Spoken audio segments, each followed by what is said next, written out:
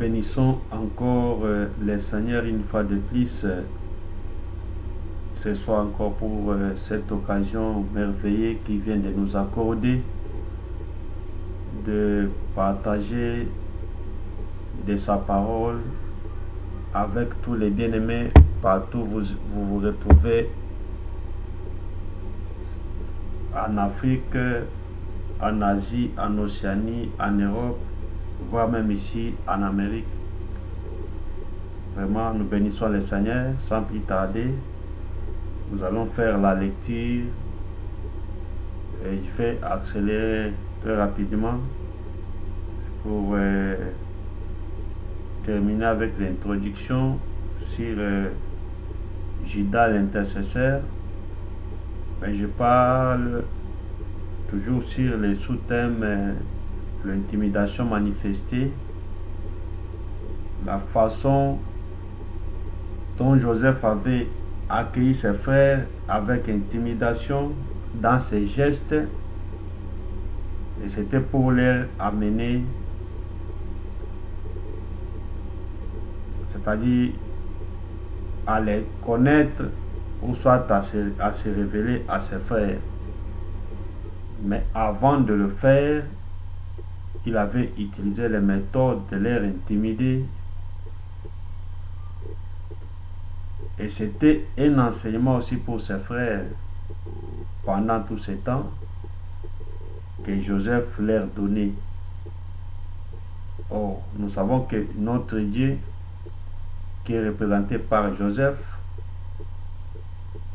a des projets de bonheur, des projets meilleurs de paix et de progrès.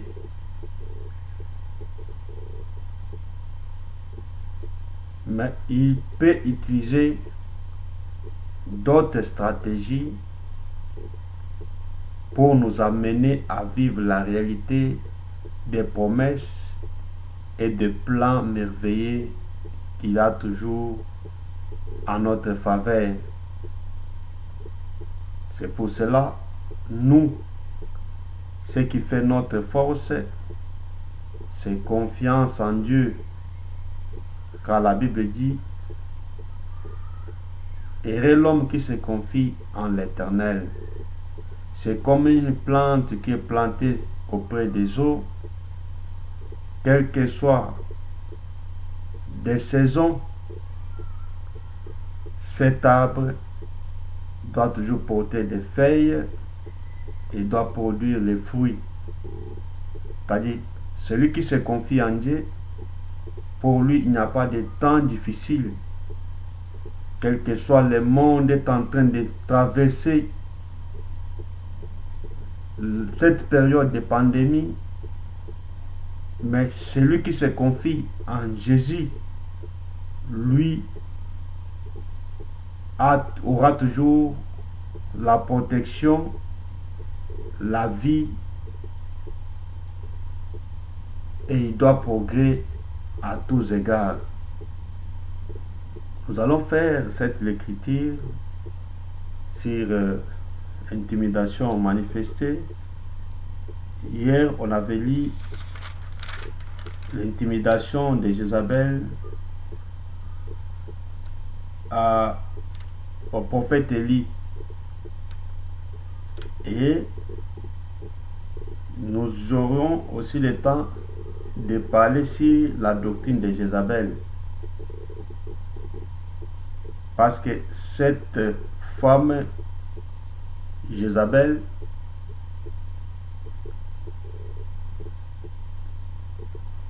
a un grand enseignement dans sa personne. C'est pourquoi la doctrine de Jézabel, c'est parmi les doctrines que Dieu reprochait l'une des églises en Apocalypse. Parce que cet esprit de Jézabel, selon la doctrine, c'est un esprit géant aujourd'hui qui est en train de dominer partout dans les églises parce que cette femme était la femme du roi Akab. Mais c'était cette femme qui dominait même son mari. Et vous verrez même la mort de Naboth. C'est cette femme qui avait facilité et de dire à son mari que comme Naboth te met mal à l'aise, comme ça, moi, je vais l'éliminer afin que toi, tu prennes maintenant sa vigne. C'est-à-dire, cette femme qui occupait la place de l'homme. C'est-à-dire, cette doctrine qui amène les femmes aujourd'hui de prendre l'autorité sur les hommes, de prêcher la parole, d'avoir envie de faire le service divin, même au-delà de leurs limites. Cependant que la Bible dit, la femme doit demeurer dans le silence, dans l'église des saints, dans l'église de Jésus-Christ, et doit prendre en silence. Et Paul est allé plus loin, à dire, je ne permets pas à la femme d'enseigner. Et l'apôtre Paul dit, toutefois ce n'est pas moi, mais c'est le Seigneur. Et souvenez-vous même les jours où le bien-aimé Paul enseignait sur la Sainte Seine. Paul avait dit ceci, la nuit où il fut livré, il avait pris le pain, il avait pris aussi le vin, et il avait dit, faites ceci à mémoire de moi. Mais Paul est allé au-delà en disant, ce que je vous enseigne, c'est ce que j'ai reçu du Seigneur.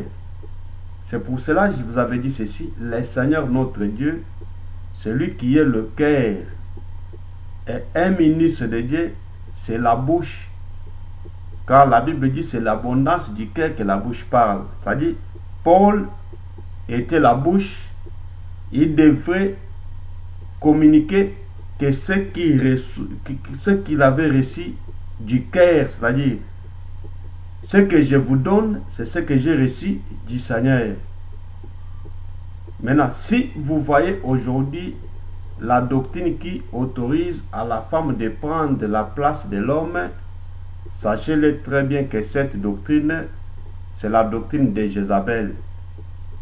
Et c'est une doctrine qui a plein d'intimidation. Et vous verrez que plusieurs personnes ont la facilité de suivre des faussetés au lieu de suivre la vérité. Et vous verrez même le Seigneur qui avait fait de miracles, qui avait enseigné, qui avait ressuscité des morts. Les jours de sa crucifixion, vous verrez que ces jours-là, même des familles d'autres personnes qui ont été guéries et aussi étaient parmi la foule qui criait. Ses disciples ont pris fuite, mais le Seigneur lui seul avait accepté cette mort de honte.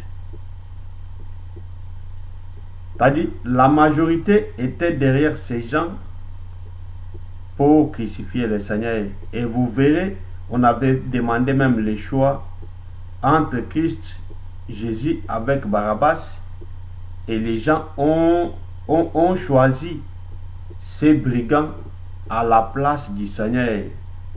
C'est ça avec le fils de la perdition, et choisissent le chemin de la perdition au lieu du chemin du salut.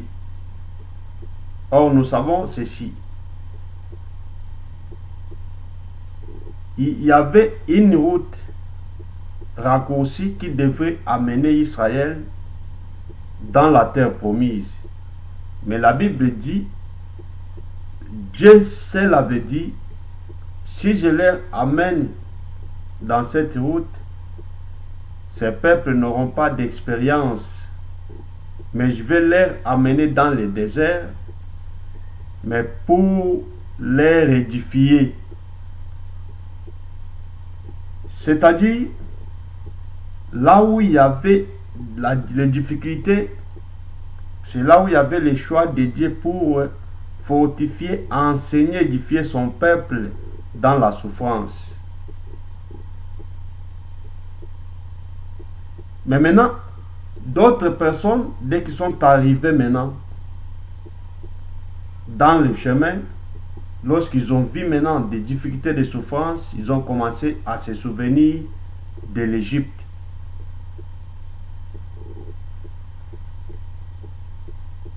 C'est pour cela que je vais dire ceci.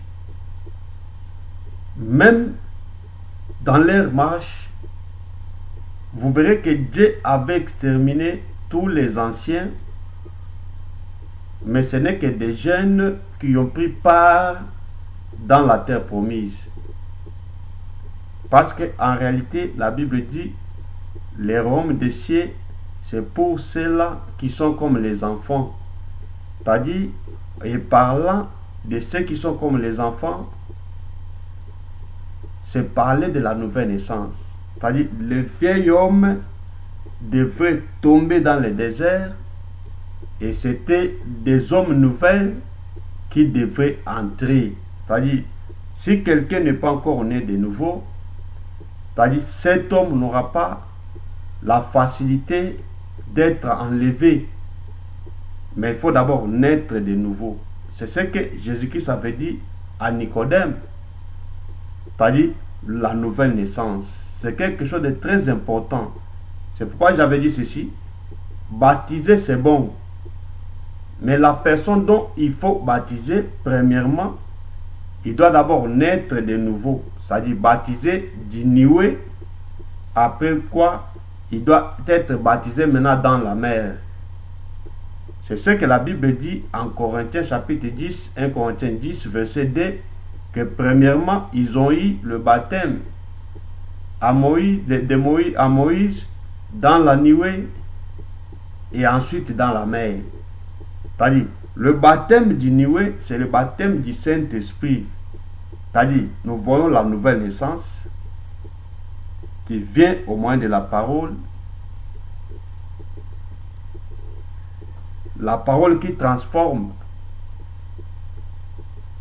Et sans oublier ce que l'apôtre Paul dit en Éphésiens chapitre 1 verset 13. Paul dit ceci. Nous allons lire la Bible.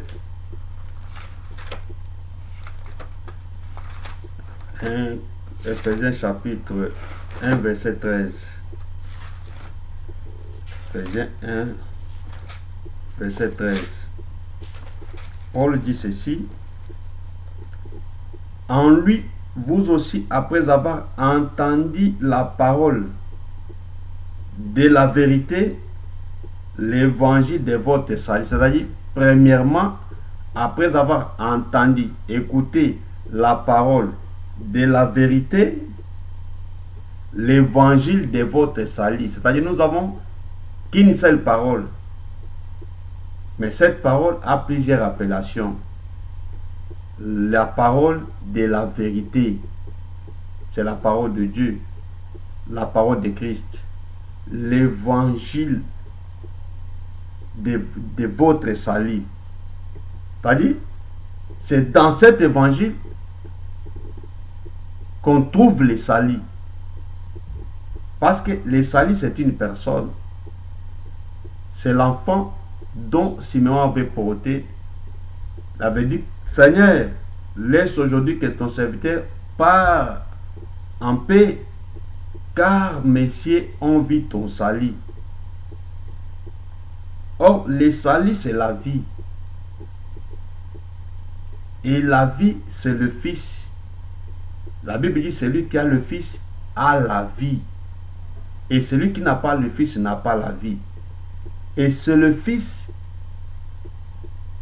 dont la Bible appelle la parole faite chair. Et c'est cette parole, l'évangile du salut, le Fils qui donne la vie éternelle. Et la Bible dit ceci. En lui, vous avez cru, c'est-à-dire, vous avez cru en Christ, dans la parole de la vérité, l'évangile de votre salut, et vous avez été scellés du Saint-Esprit qui a été promis. Après avoir écouté et recevoir cette parole, vous avez été scellés du Saint-Esprit. Et lorsque vous êtes scellés du Saint-Esprit, c'est ça le baptême du Saint-Esprit. Lorsque vous êtes baptisé du Saint-Esprit, et maintenant vous avez droit et accès d'aller maintenant aux eaux du baptême, maintenant pour confirmer réellement que vous êtes mort avec Christ et ressuscité avec lui. Parce que nous savons très bien que le symbole d'entrer dans la mer Rouge, c'était le symbole de mourir, et les gestes de traverser, c'était les gestes de ressusciter. C'est-à-dire, nous étions morts avec Christ et nous sommes ressuscités avec lui. Et un homme nouveau qui est mort et ressuscité avec Christ, ses œuvres doivent manifester réellement que cette personne est devenue une nouvelle créature. Et nous voyons, après avoir devenu une nouvelle créature, à ce moment-là, le baptême sera en conformité de la réalité que tu es en train de vivre. C'est-à-dire que tu es mort et ressuscité. C'est le même geste qui doit se faire maintenant aux eaux du baptême. On va t'émerger les symboles de la mort et les gestes de résurrection. Maintenant, il ne faut pas se glorifier pour aller baptiser. Parce que même l'apôtre Paul avait dit que je ne suis pas venu pour baptiser. Je n'étais pas venu pour baptiser. Ici, Paul n'a pas nié le baptême. Mais qui peut-on? Qui doit-il baptiser? C'est ça le problème. Tu es allé baptiser, mais la vie de cette personne n'avait pas encore changé. Il faut d'abord prêcher et l'homme doit croire afin qu'il soit scellé du Saint-Esprit pour maintenant confirmer en réalité ce qu'il est en train de vivre en réalité. Vraiment que Dieu soit loué. Et on était en 1 Roi chapitre 18. Comme j'ai dit que Jézabel, lorsqu'il a vu que Élie le prophète était venu, Élie, après avoir rassemblé le peuple de Dieu, les soucis d'Élie était d'amener le peuple à la précision. C'est ça le souci d'un ministre. C'est ça le souci d'un prophète. Et d'amener le peuple dans la précision, dans la lumière. C'est pour éclairer le peuple. C'est ça le rôle du ministère. Parce que le peuple est tâtonné. Et aujourd'hui, les gens disent, nous sommes dans l'évangile. Nous sommes des saints. Mais les gens sont en train de tâtonner. Jusque-là, les gens n'ont pas la précision. Et aujourd'hui, vous verrez une personne, parce qu'il a connu peut-être quelques versets directement, que non, moi aussi je suis devenu ministre. Et il est soutenu par d'autres personnes. Pourquoi? Parce que c'est une personne libérale, c'est un donateur, parce qu'il m'avait donné de l'argent, maintenant il faut confirmer son ministère, ses frères ici méritent. Mais sachez très bien ce que vous êtes en train de faire. Ce qu'un homme aura semé, c'est ce qu'il moissonnera. Vous risquerez de perdre tout ce que vous avez fait pour Dieu, ne fût-ce que pour les intérêts charnels. Vous avez consacré une personne qui a le ministère, mais un ministère stérile, un ministère qui ne produit pas la vie, un ministère sans enseignement. Parce qu'il y a des écoles que les gens construisent et la foule suivent les écoles pour étudier la science. Et vous verrez, même des sectes et des fausses églises, vous trouverez aussi qu'il y a des foules de gens. Rassembler une foule, c'est pas dire que c'est ça le ministère. Le ministère, c'est la précision, c'est l'éclaircissement, c'est amener le peuple à comprendre les temps où ils sont, c'est amener le peuple à la lumière. C'est pourquoi Élie ne voulait pas que le peuple puisse tâtonner de gauche à droite. Il faut préciser les choses.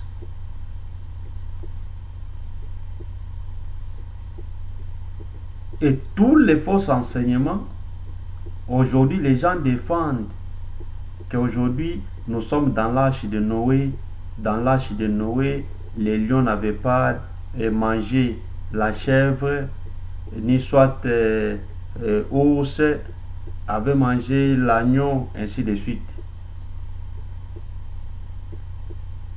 L'âge de Noé d'abord, c'est le symbole d'amour. Si les lions n'avaient pas mangé la chèvre, là nous voyons l'enseignement de l'amour. Mais lorsque toi, tu donnes cet exemple seulement pour empêcher ceux qui ont les aides de l'Éternel pour défendre la doctrine comme il faut, pour s'opposer contre le mal, maintenant tu amènes cette écriture. Or, en réalité, il s'agissait de l'amour. Et cet amour, c'est ce que tu manques parce que l'amour ne cherche pas son propre intérêt. Mais vous trouverez qu'une personne qui défend cette église, lui-même cherche ses propres intérêts, sa propre gloire. Il n'a jamais accepté les grâces des autres. C'est lui seul qui est le ministre de Dieu dans le monde entier. C'est lui seul qui a la grâce. Il faut prendre des exemples. Si le Seigneur avait accepté d'être baptisé par Jean, et vous verrez le Seigneur témoigner Jean, et Jean aussi de son côté témoigner le Seigneur. C'est ça le ministère. La Bible dit ceci, nous connaissons en partie et nous prophétisons en partie. C'est-à-dire, Dieu a donné à chacun, c'est-à-dire, il a distribué la grâce, chacun aille sa portion. Comme dans un corps, la Bible dit, nous formons un corps mais ayant plusieurs membres. Et chaque membre a son rôle, chaque membre a son travail. Maintenant, Élie voulait mettre fin au tâtonnement afin que le peuple ait la précision. Lorsqu'on parle de la saine doctrine, c'est une parole sans mélange, c'est-à-dire un agneau sans tache, ni ride ni rien de semblable. C'est ça la saine doctrine, c'est-à-dire vivre l'écriture et son explication et présenter au peuple de Dieu la parole telle que la parole a été prêchée, comme l'apôtre Paul dit. Si moi-même Paul, même si un ange, même quelqu'un d'autre vous amène un autre évangile différent de cet évangile que je vous présente, qu'il soit anathème. Et par là, on comprend que nous n'avons qu'un seul Dieu. C'est-à-dire, nous n'avons qu'un seul Seigneur. Nous avons une seule foi. Et cette foi, c'est ça, la parole, que nous avons seul enseignement. Nous avons un seul baptême. C'est très important. Et par là, je vais dire ceci. Une personne qui est baptisée dans cet évangile par un ministre, il est limité. Il n'y a pas un ministre spécial qui peut rebaptiser quelqu'un qui est baptisé par un ministre de cet évangile. Le ministère, c'est la précision. L'homme peut t'amener dans ses erreurs pour que tu sois son disciple. Mais nous, l'évangile dont nous prêchons, c'est l'évangile d'amener les peuples à un seul roi, à un seul Seigneur, dont nous travaillons pour sa gloire et non pour notre propre gloire. Il faut faire attention. Tu peux vendre la vie éternelle, ton salut, tu vends à cause de l'intérêt d'un individu. Nous n'avons qu'un seul baptême. C'est pourquoi Élie voulait mettre fin au tâtonnement. C'est pourquoi il avait dit ceci. Pour mettre fin au tâtonnement, allons-y au mont Carmel. Et c'est là où les peuples vont comprendre maintenant qui est le vrai Dieu, quelle est la vraie adoration,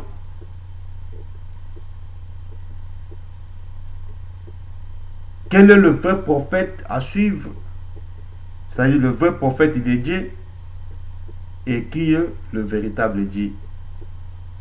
Et lorsque le peuple était rassemblé, ils ont vu ce qui s'était passé. Et vous verrez, ceux qui n'avaient pas Dieu, leur façon de se présenter sur l'autel, et vous verrez qu'il y avait beaucoup d'intimidation qui était manifestée de la part des prophètes de Baal. Ces jours-là, des faux prophètes avaient manifesté l'intimidation pour intimider les peuples. C'est pourquoi je vais vous dire ceci. Tous ceux qui n'ont pas le vrai enseignement, ou soit ceux qui prêchent notre évangile ici, parce que nous savons que parmi nous, il y a aussi des incirconcis, parce que le bien-aimé Paul dit à Tite que parmi nous aussi, nous avons beaucoup des incirconcis dont il faut fermer la bouche. C'est-à-dire des faux circoncis sont parmi nous. Ils prêchent aussi cet évangile, mais il n'a pas l'amour. Il est là que pour caler les autres, pour que son église puisse progresser, que les églises des autres ne puissent pas progresser. Il est là pour diminuer d'autres ministres, pour que les gens sachent que celui qui est saint, c'est lui qui sait bien prêcher plus que les autres. Mais sache-le très bien, même un cheveu est important dans le corps. Même d'autres grâces que toi tu as toujours minimisées, à travers ces grâces, Dieu a sauvé plusieurs âmes à travers ces grâces. C'est pourquoi tout celui qui porte l'âge,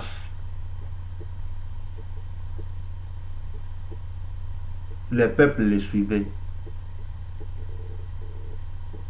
Et la Bible ne dit pas que non, ceux qui portaient l'âge, là, il y avait un géant, il y avait un court, il y avait un gros, et l'autre là qui était plus. Tous ceux qui portaient l'âge, les peuples étaient derrière. C'est-à-dire, l'âge de la parole de l'alliance aujourd'hui, c'est la parole de Dieu. Et tous les ministres qui portent cet enseignement, on doit au double honneur, c'est-à-dire le peuple doit les respecter, le peuple doit l'aimer, parce que ce sont les porteurs de Dieu. C'est pas toi seul. L'âge a été porté par des sacrificateurs. C'est pas un seul sacrificateur qui avait porté l'âge. Ce n'est pas ta grâce seule qui fera entrer le peuple de Dieu dans l'enlèvement. Mais la grâce des autres est importante pour l'édification du corps de Christ.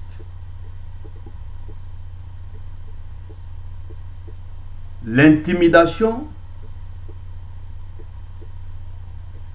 c'est les gestes des faux prophètes. Que vous verrez maintenant, on va commencer à identifier tous les ministres pour savoir qui est imposé les mains, qui n'est pas imposé les mains. Si nous voulons faire la justice, il faut le faire dans la totalité. Si nous rentrons dans les années 90, dans les années 80, dans les années 70, vous verrez que tous ceux qui y ont prêché cet évangile ont été baptisés, ont été consacrés par les gens des amis malamour, par les gens des groupes de prière, ainsi de suite. Et jusqu'à aujourd'hui, ces gens-là ont toujours les mains de ces gens-là. Il ne faut pas politiser les choses de Dieu. La parole de Dieu est sacrée. Il faut amener le peuple dans la précision et non amener le peuple dans l'intimidation. Que vous verrez, celui qui est le ministre plus que les autres, qui t'a dit il est plus que les autres, le ministre par excellence, c'est le Seigneur Jésus-Christ. Chacun a sa grâce. Ce qui est important est de respect des bornes, de respect de la parole de Dieu, respect de la doctrine. C'est ce qui est très important. Et vous remarquerez qu'ils n'ont rien fait, ces prophètes de Baal. Et aujourd'hui, vous verrez des prophètes de Baal dans l'ère de l'Église. Souvent, ils ont l'habitude d'intimider le peuple. Comme je vous avais dit que leur grande intimidation, c'est les prophéties sur la mort. Là, s'ils veulent faire sortir les gens de l'argent, ils vont utiliser leur prophétie là, que je vois la mort devant toi. Et lorsqu'ils parlent comme ça, même 100 000 $, même $1 million, quelqu'un peut faire sortir ça. Mais lorsqu'on prêche à la personne que Dieu me dit que tu auras une bénédiction, Dieu va te bénir, Dieu va t'élever, là la personne va fermer ses mains. Et celui qui lui dit la vérité, il n'aura même pas un secret. Mais lorsqu'on vient avec des intimidations, c'est alors les gens vont faire sortir ce qu'ils ont. Or, nous savons que l'évangile que nous prêchons, quelle que soit l'intimidation du monde, mais nous allons rester toujours fermes pour défendre l'évangile de Christ. Nous allons lire en Actes des Apôtres chapitre 5 verset 29. Acte 5 verset 29. La Bible dit ceci. La Bible dit ceci. J'aimerais parler sur des choses ici dans la révélation, mais Dieu m'amène toujours à insister sur ces points. C'est très important parce que je suis en train de suivre comment la nuée est en train de me conduire et la colonne de feu. C'est poussé par l'Esprit de Dieu que les hommes ont parlé de la part de Dieu. Je ne prêche pas pour être connu parce que je suis dans la marche. J'ai beaucoup à donner, mais ce qu'il met dans ma bouche, c'est ce que je vais faire sortir parce qu'il y aura quelqu'un quelque part qui sera édifié avec ce qu'on est en train de dire. La Bible dit ceci. Pierre répondit, à partir du verset 28, la Bible dit ceci. Nous vous avions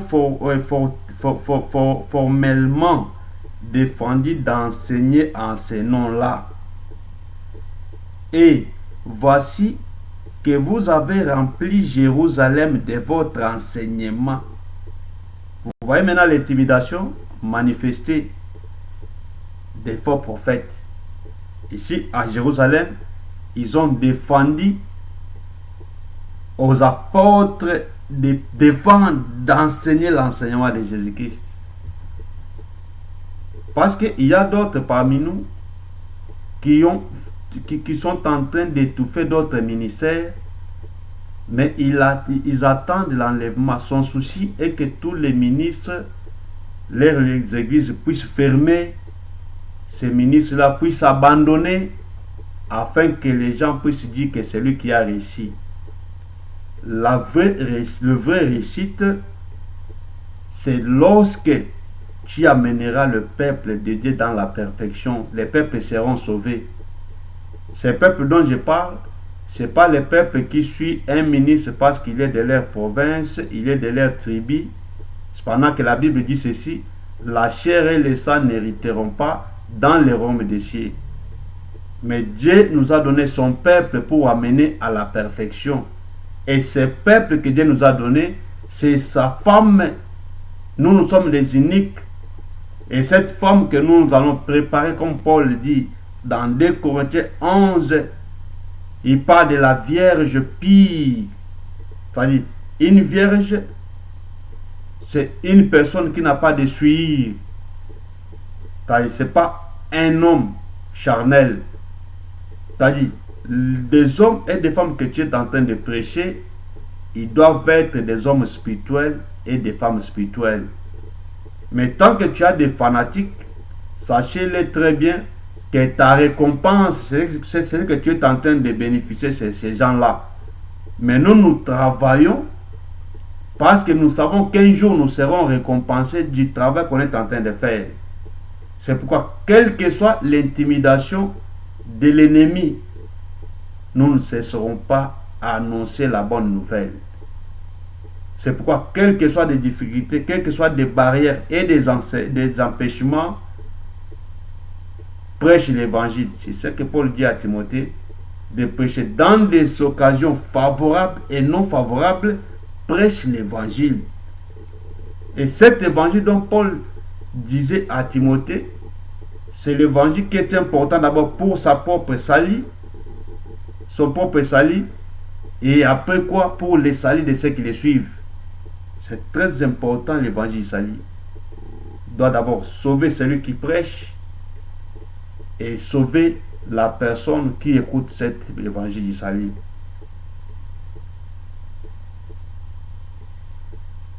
Nous vous avions interdit de prêcher en ce nom-là.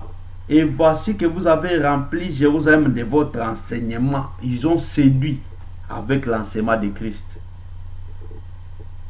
Et que vous voudriez faire retomber sur nous le sang de cet homme.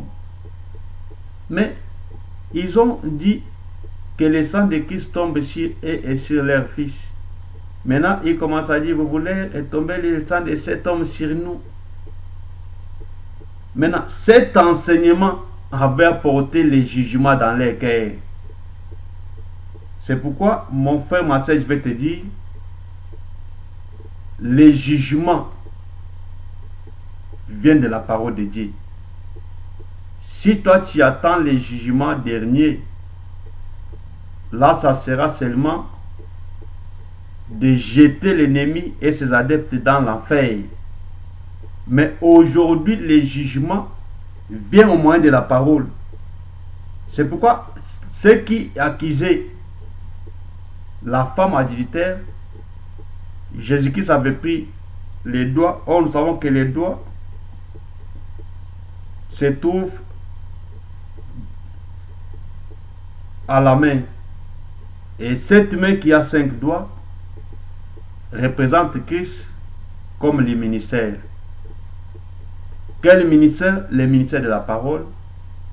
Il avait pris, il avait commencé à enseigner. Et cet enseignement va porter les jugements dans le cœur de tout un chacun d'eux. C'est pourquoi je vais dire ceci. Chaque jour qu'on est en train d'écouter la parole, nous sommes devant le juge. Et le vrai juge, c'est Dieu lui-même. Et il parle dans le cœur.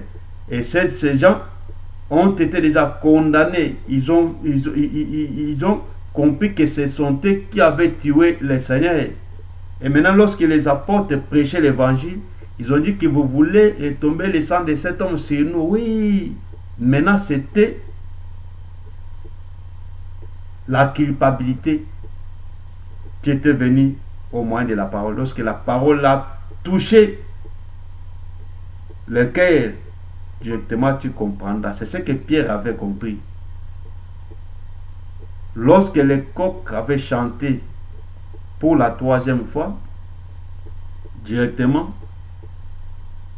lorsque Paul a entendu la voix du coq, directement, ses yeux avec les ailes du Christ sont croisés et Pierre se souvient de ce que le Seigneur lui avait dit,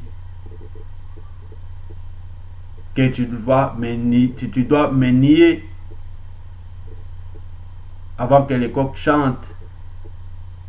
Et Pierre directement, il est allé pleurer, c'est-à-dire c'était le signe de la repentance. Lorsque Pierre est touché par la voix du coq, or la voix du coq, c'est la voix du réveil. Or la voix du réveil, c'est la parole de Dieu. Lorsque la parole de Dieu te touche, c'est pour t'amener à la repentance. C'est ça le rôle de la parole. La parole de Dieu vient pour nous amener à la repentance. Et maintenant, qu'est-ce que les apôtres ont répondu? Pierre répondit à ces hommes, ainsi que les apôtres, il faut obéir à Dieu plutôt qu'aux hommes. C'est très important. Même le temps où nous sommes, un enfant de Dieu doit être ferme. La Bible dit ceci. Même si l'ennemi doit séduire plusieurs, mais ceux qui connaîtront leur Dieu agiront avec fermeté. Vaut mieux obéir à Dieu que plutôt obéir aux hommes. Or, obéir à Dieu, c'est obéir à la vraie parole. C'est pourquoi, lorsque les gens faisaient même les incisions, faisaient leur intimidation, c'est ça le modèle même des fausses églises.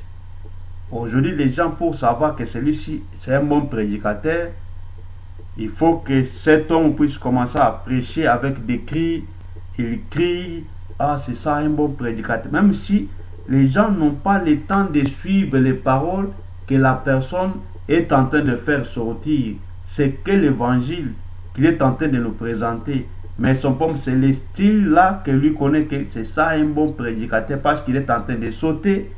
C'est ça le style des prophètes de Baal, de se faire les incisions, d'intimider, d'amener les gens à la distraction. Mais lorsqu'Élie s'est présenté, la première des choses, il avait pris 12 pierres. C'est là où je vais me limiter aujourd'hui pour commencer, parce que l'écriture d'un 1 roi chapitre 18 ici, c'est très profond. Mais comme j'ai touché le problème de tâtonnement d'Élie, c'est ce qui nous a mené à parler sur la doctrine, comme on vient de le parler. Élie avait pris 12 pierres selon le nombre des 12 tribus d'Israël pour construire l'autel au nom de l'Éternel. Et j'avais dit que le chiffre 12 appelle Dieu. C'est le chiffre d'accomplissement, c'est le fondement, c'est la doctrine. La Bible dit ceci. Si les fondements sont renversés, que ferait-il l'injuste? C'est pourquoi Élie devait ramener le peuple. La première des choses, il devait bâtir l'autel. C'est très important. Même Noé, lorsqu'il est sorti de l'arche, la première chose, l'offrande. Or, lorsqu'on parle de l'offrande, on parle de l'autel. C'est la première des choses. Or, la Bible dit ceci. Ce n'est pas l'offrande qui sanctifie l'autel, mais plutôt c'est l'autel. C'est-à-dire, l'autel, c'est le symbole de la sanctification. Or, l'autel, ici, Paul, lorsqu'il parle, il dit celui qui travaille à l'autel mange à l'autel, c'est-à-dire celui qui travaille à la prédication mange à la prédication, celui qui travaille à l'enseignement mange à l'enseignement. Ici, nous voyons l'autel comme la parole de Dieu.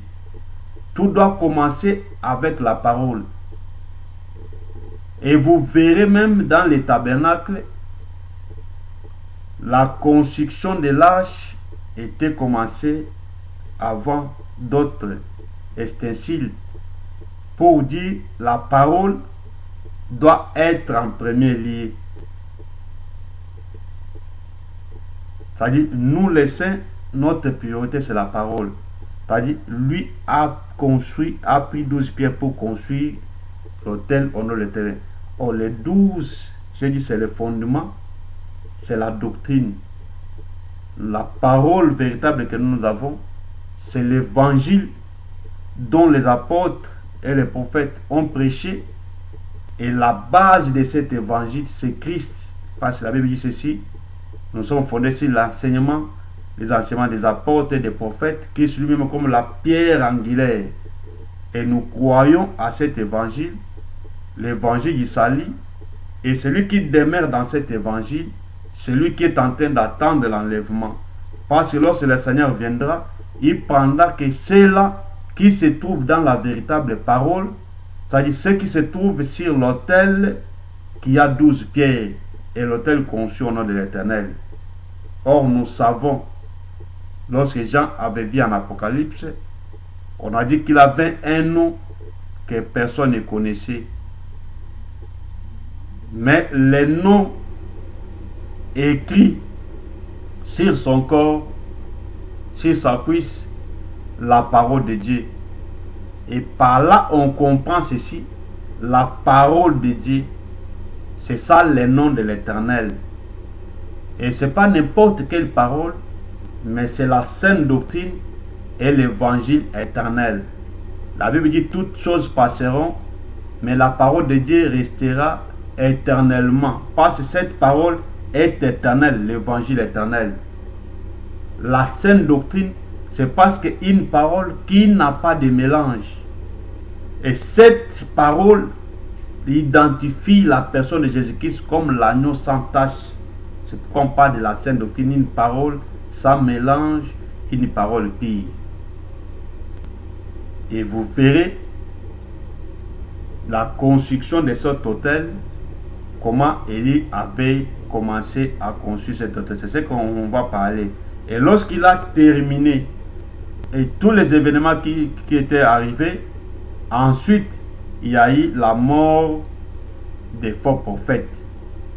Or, nous savons que c'est la parole de Dieu qui condamne et qui juge ceux qui sont des faux prophètes. C'est pourquoi tous ont été gorgés avec l'épée. Paul dit ceci, l'épée de l'esprit, c'est la parole de Dieu. Nous, lorsqu'on parle d'égorgement, ce n'est pas un égorgement physique, mais nous parlons l'égorgement de la parole. C'est-à-dire, la parole de Dieu qui va condamner tous les méchants et ceux qui amènent le peuple de Dieu dans la distraction. Or, le temps où nous sommes, ce n'est pas le temps de tâtonnement, mais c'est le temps de la précision, de chercher le véritable Dieu, la vraie église, la vraie parole, le vrai ministre qui doit te présenter l'évangile. Ce n'est pas le temps de fanatisme, ce n'est pas le temps d'être distrait. Tout ce qui s'est tenté de se passer, tout ce qui aujourd'hui, on est en train de vivre dans le monde, tout ce qui se passe aujourd'hui, c'est un langage, et le Seigneur avait dit, lorsque vous verrez tous ces événements, c'est lui qui y fasse attention. Ce n'est pas le temps de rester derrière une personne, mais c'est le temps de demander le discernement. Or, nous savons que le don de discernement, c'est la connaissance véritable de la parole. Si vous avez la connaissance de la vraie parole, c'est ça le don de discernement.